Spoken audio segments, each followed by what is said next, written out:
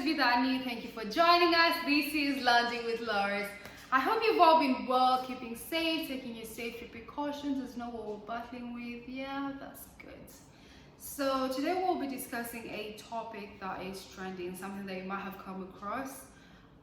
This has been circulating on most social media platforms, local news, personal blogs. It's been very much spoken about for over a week now, if I'm not wrong.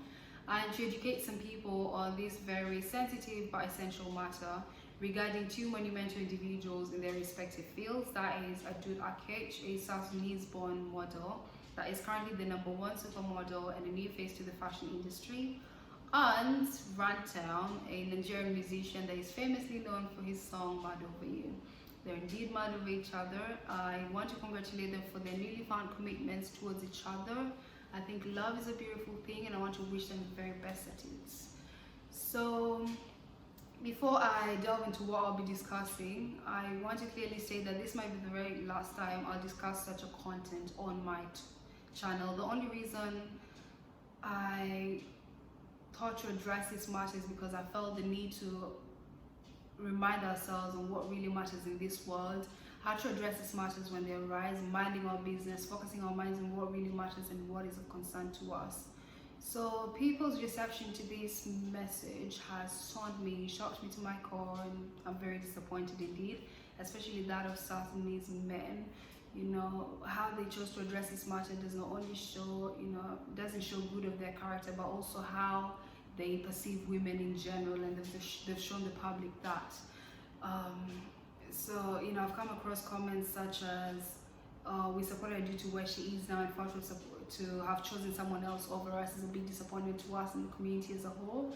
But I feel like generally when you support someone, you do it wholeheartedly and willingly. No one's forcing you to do it, and you don't expect anything in return. But if you choose to expect something in return, at least have the courtesy to let the recipient know, so they know whether to accept you or for turn it down. I've also come across a comment like, if I do wanted someone that looks Nigerian, she should have gone for an Equatorian man or one of our neighbors. But if you're refuting the fact that she should be with a foreigner, then why are you exempting some foreign countries that are closer to home? That is a big contradiction on your point and doesn't make sense at all. It's also quite shameful that a lot of people are working extremely hard to unite and build one Africa, but here are some countries that are doing the exact opposite. This does not build any of our relationships. Instead, it tears us down, and it encourages the Western countries to build their relationships with us based on a segregated Africa. Just like the colonial era, African countries didn't fight for liberation and freedom from racial, cultural, national, and gender-based oppression to come and do this among ourselves.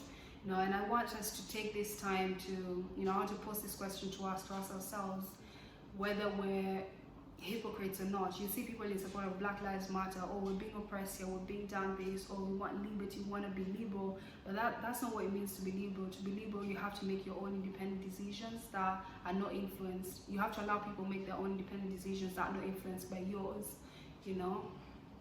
So yeah, that's it. When situations like this arise, see people picking sides, being discriminated against other nationalities and even against our individual selves. But one thing I want to say is that no two people are the same. You can see a bad person. I know a lot of people are complaining because of the reputations that Nigerians have and the stereotypes, but it's not like you won't find these stereotypes in some South Sudanese men. And no two people are the same. You can find a good person from a bad place, a bad person from a good place. It all depends. It all boils down to how they were raised and who they choose to be as people. But where they're from has nothing to do with them. I know not a lot of people know Runtown at a personal level, but people are choosing to judge him based on what they've had up there, which is very wrong.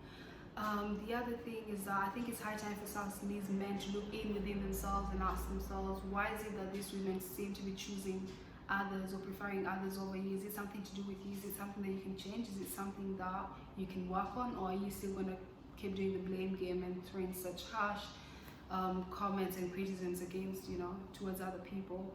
So to be honest, I think a lot of it has to do with primitive thinking.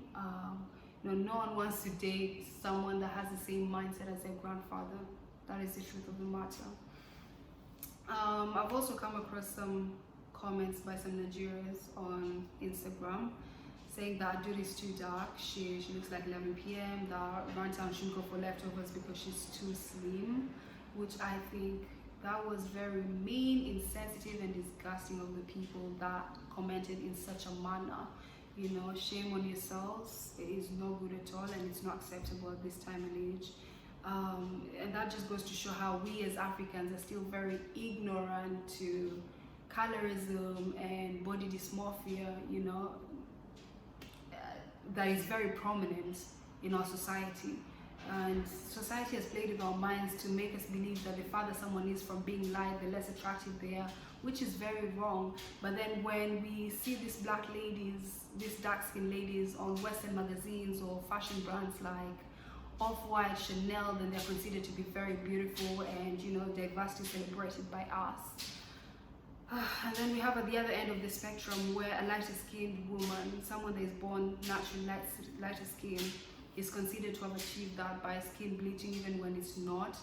So you can never win with this society of ours. Whether light or dark, there's always something someone has to say about you. One thing we have to appreciate is that there are many shades of Africans, there are many shades of black that we have to acknowledge and appreciate and celebrate. If we can't do it for ourselves, please let us do it for the upcoming generations. We don't want them to live in such a hostile and judgmental society that we've had to grow up with. We have the choice to make the change at this very moment, and we can do it. The other thing being body dysmorphia, you know, people believing that a certain type of hair, shape, complexion is much more attractive than the other. You know, we have people that have a problem with being slim, people that have a problem with being plump, people that have a problem with being, you know, either tall or short. There's always a problem with one. I've come across comments that you should have the body of an African woman. What is the body of an African woman? That I've never come across. I've never seen being defined. So please, if you've come across the definition, please do let me know. You have people being told, oh, their features, they're not beautiful because their features are too big to be considered beautiful. Who said so? You know, and that just goes back to the human classification by the Western countries of what they find beautiful, and we're basing our beauty standards on that. Shame on us. That is very wrong. Guys, you know, I think it's good for us to remind ourselves that beauty lies in the eyes of the beholder. No two people have the same beauty standards. You might find someone beautiful, the other person might not, and it's absolutely fine. But if you're not comfortable with yourself or your appearance or your body, please do work on it, but don't impose your opinions or dislikes on someone else, because that does take a huge toll on them. Also, let us encourage unity among ourselves, body positivity in the highest order. You know, let us do this for ourselves.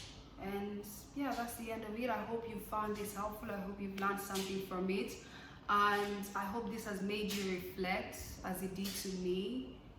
Yeah, let's learn to change. Let's learn to consider other people around us and treat them well. That will be the end of it. Thank you for lounging with me. I'll see you soon. Take care. Stay safe.